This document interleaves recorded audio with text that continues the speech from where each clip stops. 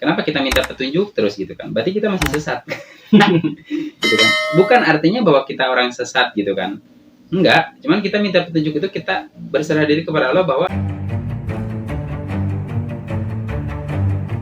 Assalamualaikum warahmatullahi wabarakatuh. Salam generasi baru. Waalaikumsalam, salam. Jadi sebelum gue bikin video ini, gue tuh ngobrol-ngobrol sama Beben ya. Beben ini yang di sebelah gue. Dia bertanya gitu sama gue tentang mungkin bisa dibilang tentang dia berubah pikiran gitu. Dari dia memiliki pikiran seperti katakanlah seperti A gitu ketika dia belum belum pernah pergi ke kota lah atau ke pertengahan kehidupan yang berbeda dari sebelumnya, katakanlah begitulah ya. Dan sekarang dia memiliki cara pandang yang lain lagi tuh. Nah, dia bertanya tentang hal itu kepada gue gitu kan. Apa sih hal yang menjadi penyebab hal itu? Dan gue rasa banyak teman-teman juga di luar sana yang mungkin memiliki pandangan atau memiliki pikiran yang berbeda ketika teman-teman ada di tempat kelahiran dan setelah teman-teman keluar dari tempat kelahiran atau mungkin pergi ke perantauan seperti itu ya teman-teman.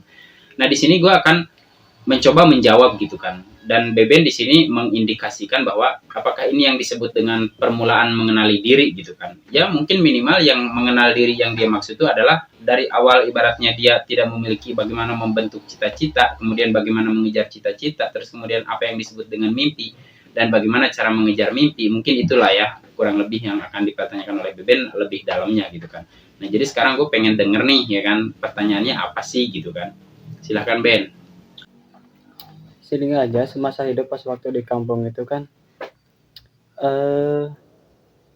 gimana sih kehidupan di kampung itu?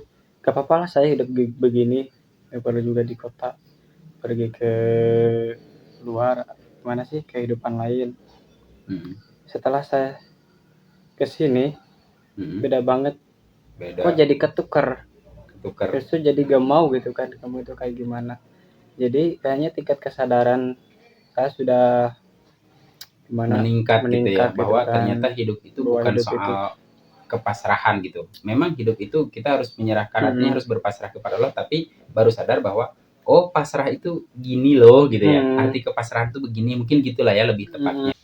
Nah seperti itulah jadi terasa lah gitu ya perbedaannya. Itu sekarang inginnya jadi, bahkan punya cita-cita pun di sini, pengen punya rumah pun di sini gitu kan. Wow, sampai setinggi itu ya. Cita-citanya. Alhamdulillah gitu, ya. Cita-cita kan siapapun boleh ya dan tidak ada yang melarang gitu kan. Iya. Cuman yang penting kita berjuang dan kita tidak akan pernah kecewa kepada Allah ketika kita perjuangan kita, keinginan kita itu tidak dikabulkan gitu kan.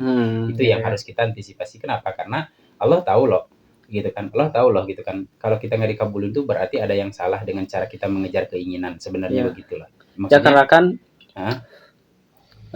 sahabat Ali rahimahullah aja pernah berkata, saya sangat bersyukur ketika doa saya dikabulkan, tapi saya juga lebih bersyukur ketika doa saya tidak dikabulkan. Mengapa? Karena yang kedua adalah pilihan Tuhan, dan pilihan Allah lah yang terbaik bagi saya gitu kan.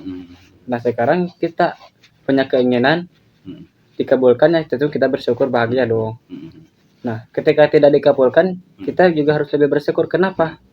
Karena itulah yang terbaik bagi kita gitu kan. Nah gitu kan. Gini ya, jawaban dari Kakang tentang ibaratnya keinginan gitu. Jadi kita bermula dari keinginan dulu lah teman-teman gitu. Kalau memang waktunya nanti terlalu panjang, kita juga akan membuat 2 episode tentang ini gitu. Karena inti dari ini tuh Beben ingin menanyakan tentang mengapa dia bisa berubah pikiran dan mengapa dia memiliki pikiran yang lebih luas lagi dan memiliki keinginan yang bisa dibilang lebih tinggi daripada sebelumnya kan begitu. Nah, drastis lah perubahannya itu. Perubahannya bisa dibilang 180 derajat ya cara berpikirnya gitulah ya. Nah, gue di sini akan menjawab tuh yang tadi Beben mengatakan bahwa kita harus bersyukur ketika Tuhan memberikan jawaban lain gitu. Maksudnya begini, mungkin Beben tuh dia sudah sadar juga cukup jauh gitu. Artinya begini, dia punya cita-cita atau keinginan seperti yang dia uraikan barusan teman-teman. Nah, ketika misalnya keinginan itu dia perjuangkan kemudian tidak ada, katakanlah tidak terkabul gitu kan, atau mungkin belum bahasanya gitu kan. Dan ketika itu belum terkabul atau misalnya tidak terkabul pada saat waktu yang kita harapkan gitu kan, Beben mengatakan di situ ya kita harus bersyukur juga. Karena apa? Karena sebenarnya sebaik-baiknya orang ketika dia berjuang dan berdoa untuk meminta sesuatu kepada Yang Maha Kuasa, maka yang paling baiknya itu adalah kepasrahannya itu sendiri. Gua berjuang udah gitu kan ya, berdoa juga udah, toh hasilnya dari Allah ini. Karena memang pada akhir kalimat dari doa gua adalah ya gua serahin semuanya kepada Allah. Terserah Allah memberikan yang terbaik atau tidak kepada gue gitu. Karena sebaik-baik pilihan gue bahwa pilihan Allah tetap yang terbaik, itu udah pasti. Sebagai orang beriman kan begitu. Nah, makanya maksudnya Beben di sini juga ini cukup keren Ben gitu kan. Maksudnya kita setiap orang harus punya cita-cita dan itu nggak dilarang, harus punya keinginan gitu kan. Dan itu harus ikhlas ketika kita tidak dikabulkan. Dalam arti ikhlas ketika kita tidak dikabulkan tuh bukan tidak, maksudnya mungkin kan gini, Allah itu maha segalanya, Allah maha tahu kok gitu, kenapa kita tidak dikabulkan gitu kan. Apakah mungkin kalau dikabulkan akan membawa petaka yang buruk bagi kita gitu kan, kita kan nggak pernah tahu gitu loh. Nggak sedikit kok orang dengan apa yang dia miliki malah jadi petaka. Atau mungkin gitu kan, dengan Allah menunda itu tuh Allah ingin lebih lama dekat sama kita gitu kan, karena setelah kita memiliki semua yang kita inginkan mungkin akan menjadi jauh, kita juga nggak tahu. Dan yang terpenting semua yang Allah berikan kepada kita tentu itu pasti yang terbaik gitu. Sebagai orang beriman kita harus yakin akan itu. Nah sekarang kembali ke Beben juga begitu. Beben silahkan membentuk keinginan dan cita-cita yang besar gitu kan. Nah saran dari saya pribadi bahwa ketika nanti sudah berjuang sekuat tenaga untuk mengejar semua keinginan itu dan tidak terkabul, maka ya udah di situ harus ikhlas gitu, ikhlas menerima kenyataan bahwa ya memang ini yang terbaik dari Allah dan gue memang mengharapkan yang terbaik dari Allah, tidak lebih daripada itu gitu kan. Dari semua harapan gue, harapan akhirnya ya tetap aja gue ingin yang terbaik dari Allah kan gitu ya Ben ya. Jadi itu perlu banget ditanamkan pada diri biar nggak jadi orang stres ketika keinginan kita terkabul. Kalau kita memaksa untuk keinginan kita terkabul, takutnya nanti itu adalah sebuah istijrat gitu kan. Kan nggak baik kan gitu. Betul. Bukan. Oke, terus sekarang gimana itu? Tadi Beben mengatakan kenapa Beben jadi ngerasa berbanding terbalik antara pikiran yang ketika dulu sebelum pergi merantau dengan pikiran sekarang yang sudah pergi merantau gitu. Artinya merantau itu berhijrah lah ya dari tempat asal ke sekarang tempat orang lain gitu kan. Yang dimana memerlukan yang dimana tantangannya berat karena memerlukan sikap adaptasi yang cukup menguras pikiran atau segala macam kan, semacam itulah ya. Ya mungkin adaptasi ini tidak menguras pikiran bagi orang yang berpikir lemah sebenarnya. Ya kan? Kalau bagi orang yang memiliki pikiran dan kesadaran yang cukup baik, dia pasti berpikir ini bukan main-main. Beradaptasi itu persoalan sulit loh. Kenapa? Karena banyak kok binatang yang mati atau punah gitu kan ya. Itu karena nggak mampu beradaptasi gitu. Kan seperti itu ya.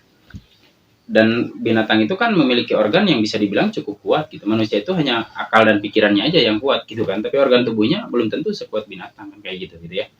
Dan itu bisa punah juga kalau dia nggak mampu beradaptasi gitu. Nah, tetapi manusia dibalik kelemahannya organ tubuh kan otaknya sangat kuat. Jadi dia bisa mikir tuh ya kan, untuk bisa beradaptasi agar bisa tetap bertahan hidup kan, itu manusia.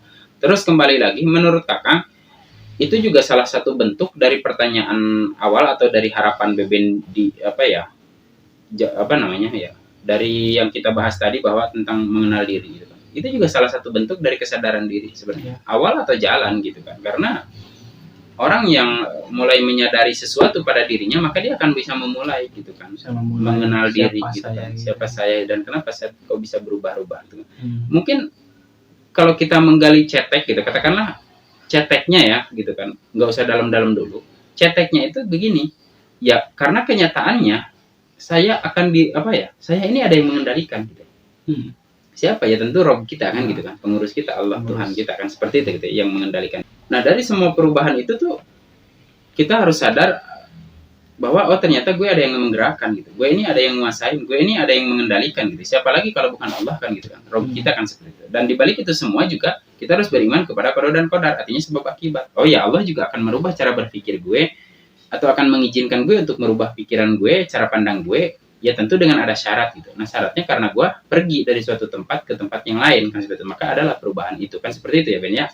Maka Beben jadilah tingkat kesadaran akhirnya dengan pikiran yang cukup baik, yang cukup normal katakan begitu.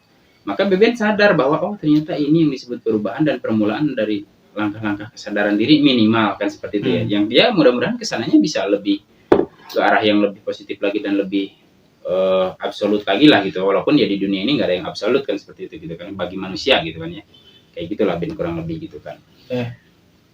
Terus apalagi pertanyaannya soal apa mungkin soal bagaimana cara kita bisa memulai melangkah ke depan untuk supaya lebih terarah dan mengenal diri, apa gimana pertanyaannya coba? Bisa, itu juga bisa. Kalau untuk mengarah ke depannya, Kakang juga bukan orang yang cukup berhasil hari ini. bisa dibilang ya kita masih sama-sama orang yang gagal kok gitu, makanya kita berjuang terus gitu ya. Cuman begini, istilah itu Kakang ambil seperti kita orang yang sholat. Kenapa kita minta petunjuk terus gitu kan? Berarti kita masih sesat. Gitu kan. Bukan artinya bahwa kita orang sesat gitu kan. Enggak, cuman kita minta petunjuk itu kita berserah diri kepada Allah, bahwa kita minta petunjuk terus kepada Allah itu kayak kita tidak merasa bahwa kita sudah menjadi orang yang benar gitu kan. Kalau orang Jawa bilang benar gitu kan ada benar orang Jawa bilang gitu. Jadi artinya ya kita harus terus meminta petunjuk kepada Allah gitu kan. Bukan artinya kita sesat sebenarnya. Seperti itu. Jadi merasa gitu kan seperti itu. Nah, jadi makanya Kakang juga kan betul. Makanya Kakang juga saya pribadi bukan merasa bahwa karena saya udah berhasil bisa nasihatin orang, nggak ada. Kita bukan nasihatin kok, saling mengingatkan satu sama lain gitu. Saling bertukar pikiran, saling memberi pendapat gitu kan, supaya kita bisa lebih luas lagi wawasan dan pengetahuannya tentang kehidupan kan, seperti itu. Nah, menurut Kakang pribadi ada beberapa dasar kalau kita mau mengutip dari beberapa cerita atau ajaran kan, seperti itu. Ada beberapa dasar untuk kita bisa mengenal diri gitu kan. Mengenal diri itu katanya awalnya itu harus mengenal dulu kebenaran gitu kan. Nah, seperti yang diceritakan di beberapa cerita gitu, untuk bisa mengenal kebenaran itu katanya kan memiliki beberapa unsur itu, seperti misalnya ilmu atau ilmu pengetahuan lah, katakan seperti itu.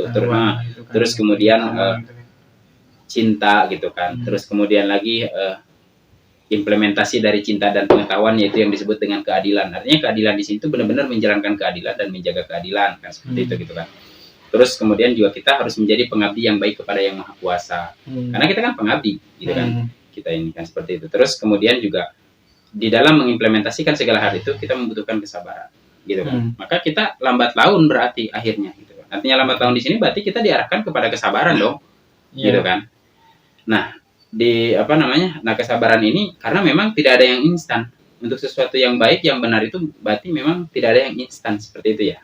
Gitu. Jadi kenapa kok pengetahuan? Ya tentu saja gitu. Beben dulu ketika belum tahu seperti apa sih hidup di daerah orang lain, seperti apa sih hidup di kota itu, pikirannya kan lain. Ya kan? Dan ngerasa bahwa ya benar, gue udah di sini pasrah berjuang, ya udah gitu kan. Tapi suatu waktu Beben ngelihat kok saudara gue kayak gitu, kok gue kayak gini aja. Itu kan akan nanti kalau orang Sunda bilang akan timbul aral pada dirinya. Kok saya gini-gini aja sih gitu kan. Padahal perasaan udah benar. Nah, itu kan perasaan tuh. Berarti perasaan ini kan bukan rasa kalau kata Semar gitu kan ya. Nah, makanya dari itu setelah Beben keluar ternyata Beben menemukan banyak hal gitu kan yang disebut pengetahuan itu. Jadi apa-apa yang kita temukan, apa-apa yang kita tahu di luar diri kita selama ini itu kebenaran gitu. Bisa tetap menjadi kebenaran kalau kita bisa mengimplementasikannya dengan baik di jalan yang baik gitu. Artinya tidak keluar daripada jalur yang sudah ditentukan oleh Yang Maha Kuasa kan, seperti itu. Terus kemudian cinta gitu. Cinta juga mulai kita sadari cinta itu apa sih gitu kan. Oh, cinta itu gini loh ya gitu kan. Pengorbanan gitu kan, keikhlasan gitu kan, kepasrahan gitu kan. Dari segala bentuk perjuangan kita, apapun yang dihasilkan, kita ikhlas gitu. Enggak aral subaha kalau orang Sunda bilang. Oh, ternyata itu juga bentuk keikhlasan gitu. Oh, ternyata itu adalah anak dari cinta atau hakikat dari cinta bisa jadi gitu. Pasrah, terserah. Yang penting gue udah berjuang gitu kan. Yang penting gue udah berdoa, terserah mau dikasih apa gitu kan. Mau dikabulin apa sama Yang Maha Kuasa, terserah. Apa hak gue nentuin dia, apa hak gue nuntut sama Allah gitu kan. Itu kan cinta juga gitu. Bentuk kepasrahan. Sama kayak kita mencintai orang juga, pasrah aja. Aku hanya bisa ngasih segini, aku hanya bisa memberikan diriku seperti ini, menunjukkan kepadamu bahwa beginilah aku gitu kan. Kalau kamu menolak ya udah aku tinggal ikhlas. Nah, terus kemudian juga keadilan gitu ya. Yang dimaksud di sini keadilan itu ya kita adil itu sebenarnya ternyata bukan kepada orang lain, gitu. Kepada diri sendiri kita harus adil loh. Gitu kan. Kayak misalnya Beben rela menyengsarakan diri demi orang yang dicintai. Gak mungkin bisa mengenal diri sendiri, nggak mungkin tiba kepada pengenalan diri. Karena apa? Karena nggak adil bagi tubuhmu yang sebenarnya kau nggak pernah membeli tubuh. Kalau sampai kau kehilangan kesehatanmu, maka kau akan kehilangan tanganmu, katakan, kehilangan matamu. Ya kan? Dari keteledoranmu tidak bertanggung jawab pada diri. Nah, pertanyaannya adalah, mata dengan tanganmu yang hilang akibat keteledoranmu dari menjaga kesehatan, itu punya siapa? Iya kan? Kenapa nggak kau jaga gitu kan? Ya tapi kan yang menjaga Allah benar, Allah yang menjaga. Gitu. Tapi sebelum Allah menjaga itu dan keutuhannya, harus ada upaya dari ini, karena sudah dititipkan kepadamu, kan gitu.